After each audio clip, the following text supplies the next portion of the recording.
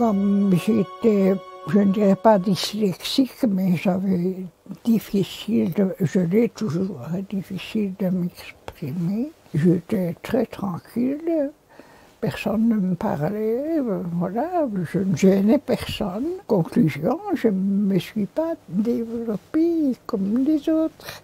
Vers 5-6 ans, j'ai constaté que dans la famille, on s'adorait, mais j'avais pas de répondant. Je dis, mais je suis toute seule, moi.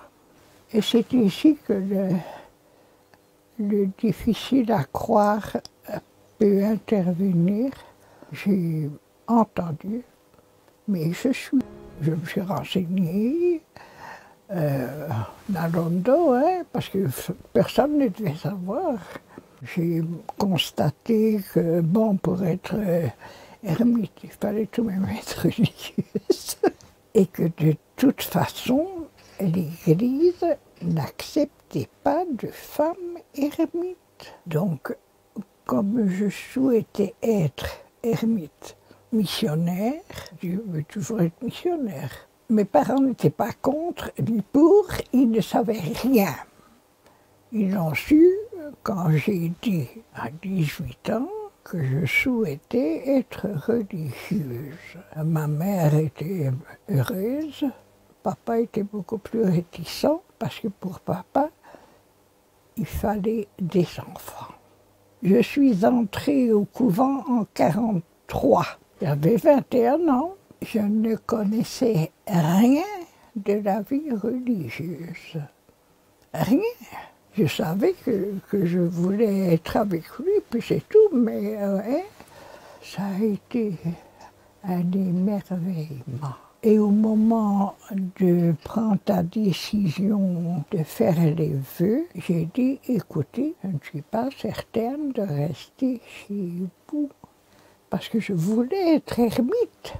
Elle m'a dit, écoutez, étant donné la législation de notre mère, la Sainte Église, hein, on ne peut pas prévoir. Mais pour nous, on vous accepte comme vous êtes.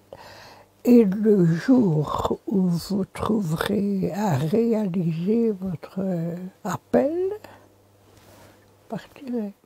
J'ai parti en mars 1949. Quand je suis arrivée le premier jour dans un dispensaire en Afrique, on m'a mis un enfant dans les bras. À l'instant même, j'ai oublié tout ce que j'avais appris. Je vis à coup de choc. Je n'avais pas fait mes vœux, je n'avais pas le temps requis pour attendre. J'ai tout fait de travers. On m'a fait, voilà, j'allais, je venais, on m'envoyait ici, on m'envoyait là, j'accompagnais le malade, mais de rigolo. C'est que j'étais incapable de prendre un billet d'avion. Je n'ai pas la moindre idée de comment on peut, les démarches qu'il faut faire, etc. Boum, tu vas là, bon, boum. La mission, ce n'est pas ce qu'on en disait.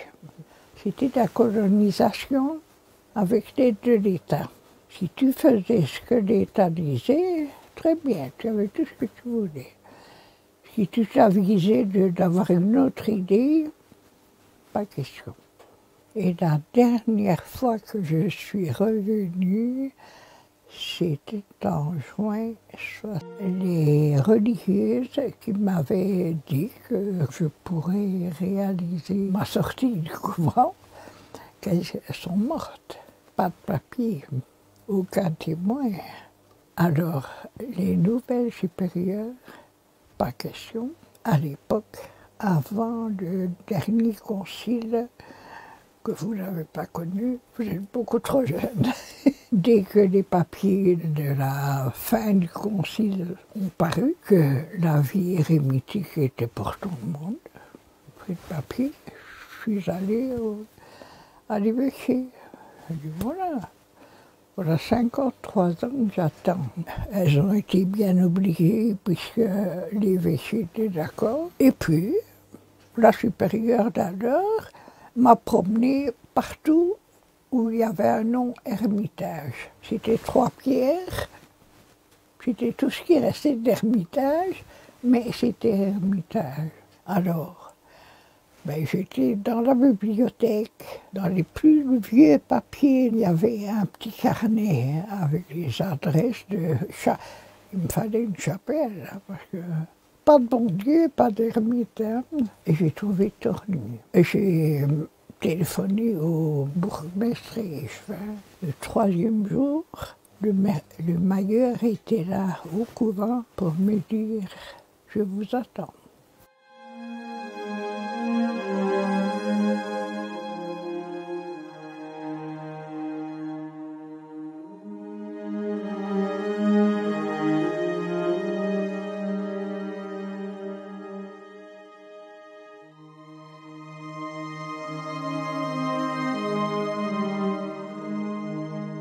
Quand je suis arrivée ici, j'ai été voir mon supérieur hiérarchique à l'église, le doyen, et je lui ai dit voilà mon intention de m'installer à Torny. Il me dit écoutez, c'est un sale trou. Dans cette pièce où nous sommes ici, la poutre maîtresse était tombée, les 2 fenêtres étaient cassées, enfin tout. L'ermite précédent s'était fait une très belle pièce au début de la chapelle où j'ai vécu des années superbes. Donc au début tu n'étais pas ici? Non. Ah, ok.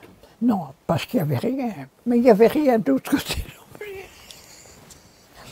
Il n'y avait pas d'eau. Quand je suis arrivée, tu te rends compte, 1975. Et du coup, tu faisais comment alors, toi, pour Je faisais rien.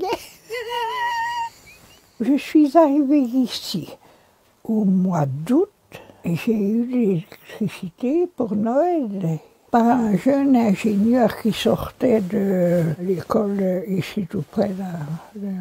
Et il vient toujours me dépanner quand j'ai des embêtements d'électricité.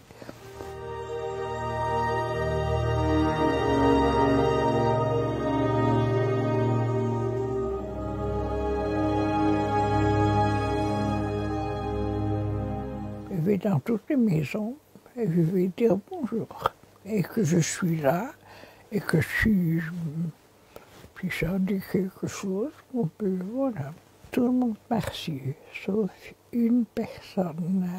Mais ce que je ne savais pas, c'est que le mailleur avait dit, et surtout, ne la renvoyez pas les mains vides.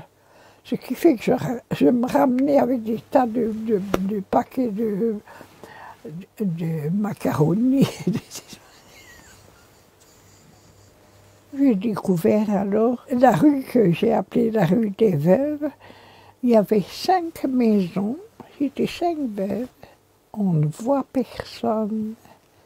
Personne ne vient nous voir.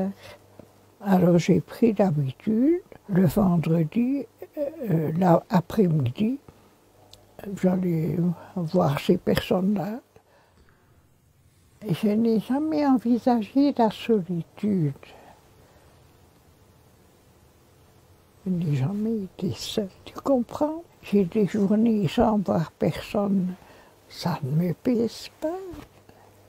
Ce n'est pas ça. Mais si on téléphone, alors je suis là, tu vois? J'ai eu des moments de dépression, ça je ne peux pas dire. Mais pour les deuils de famille, tout ça. Mais sinon, d'abord, je suis née en riant. Voilà. C'est mon père qui me l'a dit.